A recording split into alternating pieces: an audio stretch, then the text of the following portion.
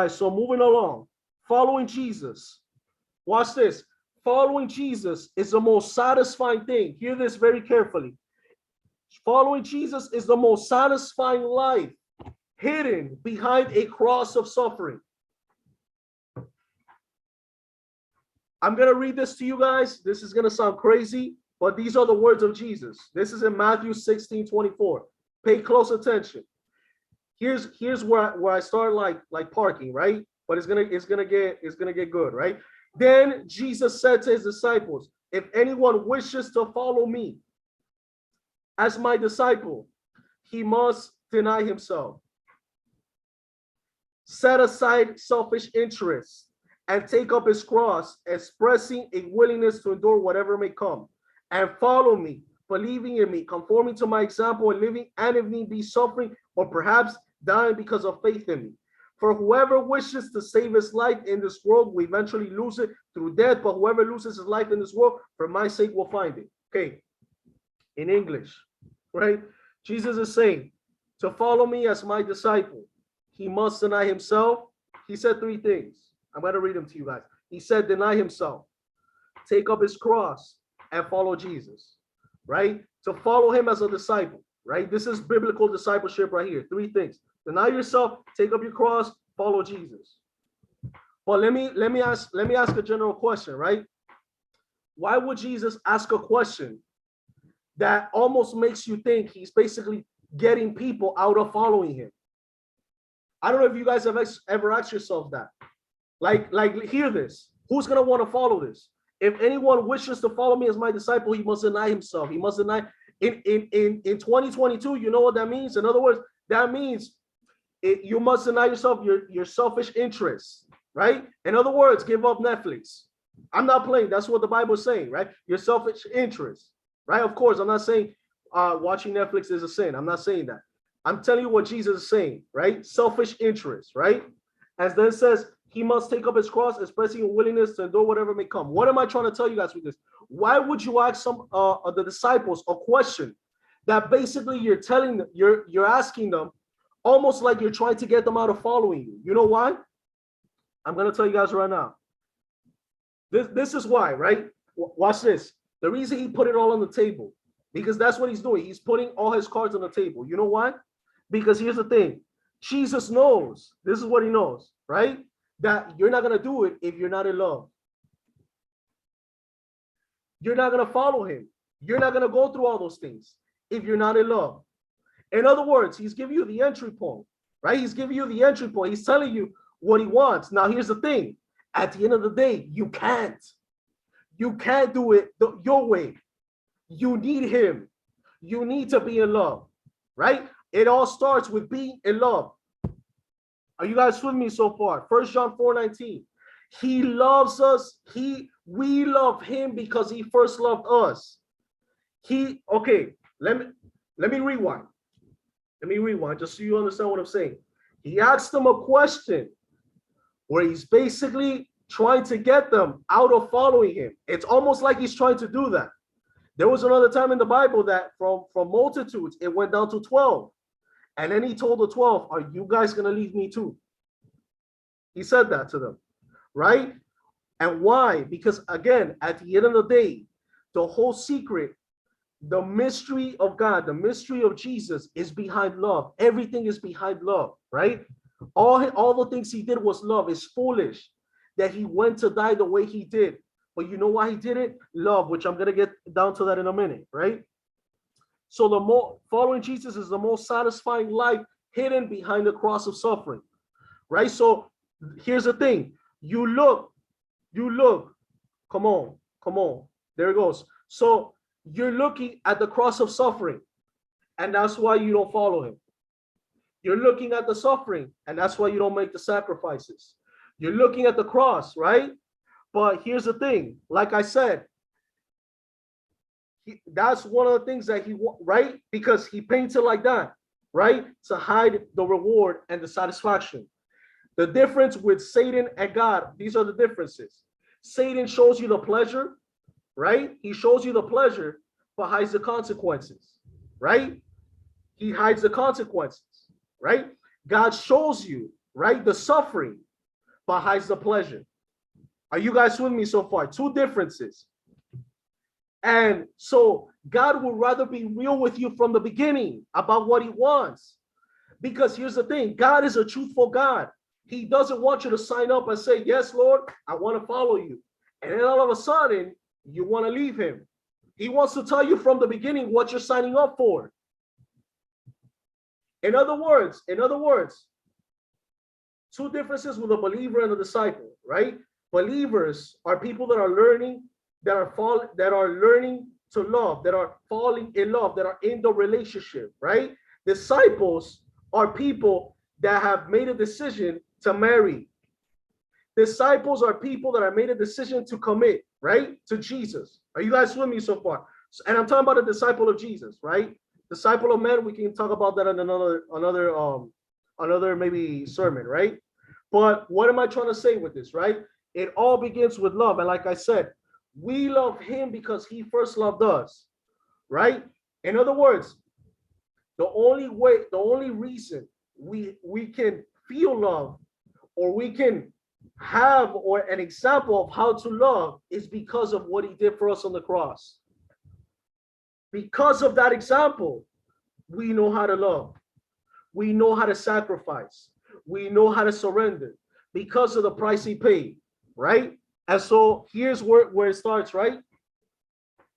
I don't know if you guys knew this. There's going to be fun facts, but I feel it's necessary, right? In the Roman period, the standard of being whipped was 39 times, right? In those days. In other words, like to be penalized, you will get whipped 39 times, right? And so, sorry, rewind, 40 times. Jesus got whipped 39 times, right? The standard for punishment in those times is not like now, right? If you commit a crime, you get penalized by getting whipped 40 times. Jesus got whipped 39 times. Rewind. But hold up. But he had a crown of thorns. But he carried a cross all the way to Calvary, right? He was getting whipped on the way there, getting mocked by everybody, getting spit at. Not to mention, then they put the nails in his hands, they put the nails on his feet. I'm going somewhere with this, right? What am I trying to say with this? He should have died a long time ago. He should have been died before he actually made it to Calvary, right? But you know what was holding him up? Here it goes. Jesus was fighting for us 2,000 years ago. He was fighting for the drug addicts. He was fighting for the alcoholics. He was fighting for those depressed. Let me tell you guys something. He was seeing something 2,000. He was looking in the future. And what he saw in the future, the reward he saw, helped him endure the now. You're not hearing what I'm saying. 2,000 years ago, Jesus said, listen, what I'm about to do is going to set many people free. What I'm about to go through is going to bring those that are depressed, that is going to bring them joy. Listen, I may be their only hope. If I mess this up, then they won't have hope. They won't have nowhere to turn to. This world is dark as it is, and I need to be their hope. I need to be their strength. Are you guys with me so far? And so you were his strength to endure. You were what he was looking at while he was going through hell on earth, while he was getting spit at. Mind you, all the disciples by that time had left him. He had no followers at that point. Nobody followed him. He stayed alone. What did I say in the beginning? When you get to the promised land, oftentimes it's going to be a lonely road. And as things got heavier for him, listen, his love increased because of the reward he was seeing. He was seeing you delivered. He was seeing you set free. He was seeing that when you get delivered, you being grateful for what he did, and you going and telling your friends all about what Jesus did. He saw that you as an evangelist, out of gratitude for what he did for you, he saw that you would come out of slavery and go and win the drug addicts and go and win the prostitutes. He foresaw that, and he said, this is worth fighting for. This is worth the suffering. This is worth the furnace. Let me tell you guys something. What are you fighting for? Is life hot? If it's hot, it's because there's something, right? If there's something at the other side. Let me tell you guys something. Why would I waste my time? Why would I waste my time, right? Handling an opponent, or like, worrying about an opponent that doesn't threaten me. Why would I waste my time trying to kill somebody that doesn't threaten me? Why would I waste my time if I'm not afraid of them? Satan is afraid of you. If you find yourself in hell waters, it's because he's afraid of you. He's terrified of what you're going to become. He's terrified of your offsprings. He's terrified of your generations. Notice that he tried to take out David. He did all he could to take out David. But the Bible says that God already predestined and planned that the seed of Jesus will come from David's offspring. You know that Jesus came from David's offspring. Are you guys with me so far? If Jesus had messed up, we would have no hope today. Oh my gosh. If Jesus made one mistake, we wouldn't have hope today. Bro, picture. Oh my gosh. Oh my gosh. Bro, picture that you might be depressed. You might be going through it. Picture if Jesus didn't die on the cross, what would you look for? You're stuck there. If you're a drug addict, if you're in the wrong relationships, if life is oppressing you and you just can't come out of it because there's no hope, what is there to fight for? But he fought because he knew he needed to give us hope for tomorrow. Are you guys with me so far? And that's the amazing love of God. That while we think he's not thinking about us, right? He's moving mountains on our behalf.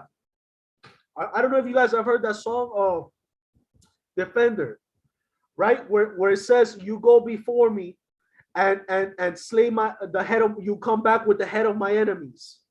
Like, that's a biblical thing. God fights for you.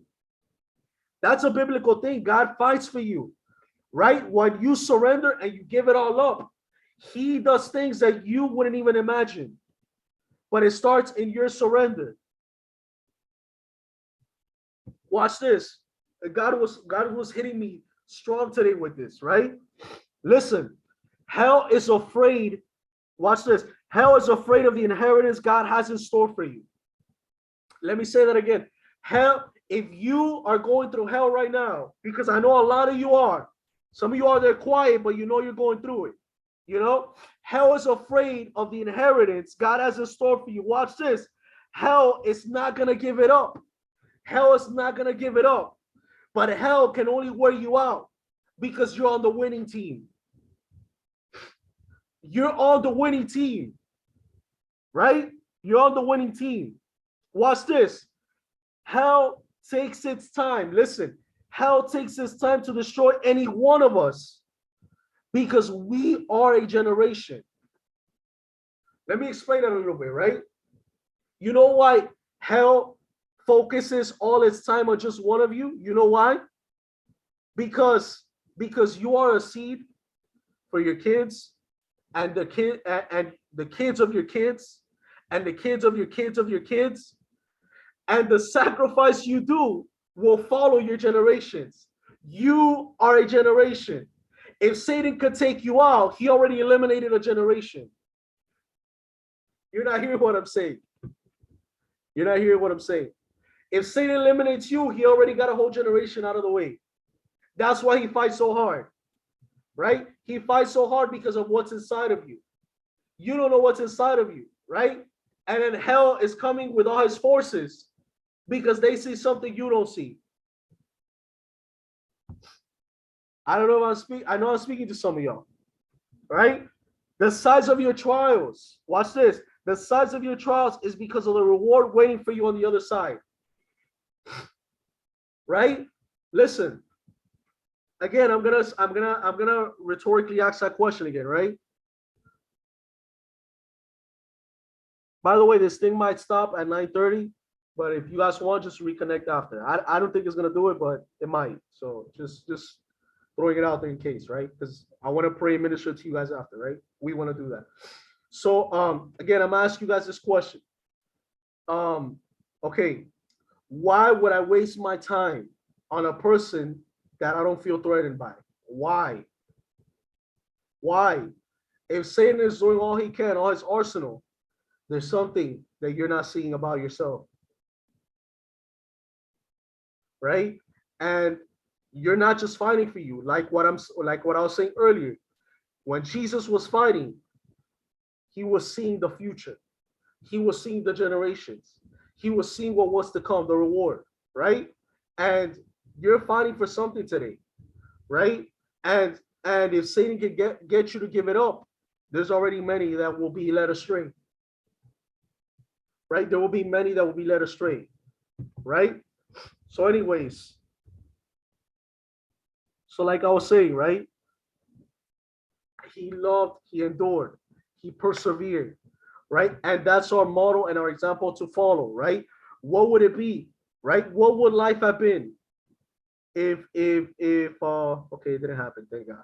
So what would life have been if Jesus didn't endure all the hardships he did? Right? What would life have been?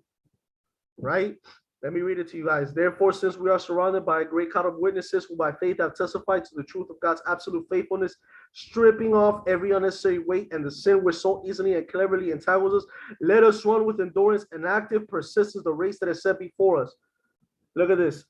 Looking away from all that will distract us, focusing our eyes on Jesus, who is the author and perfecter of our faith, who for the joy of set before him endured the cross.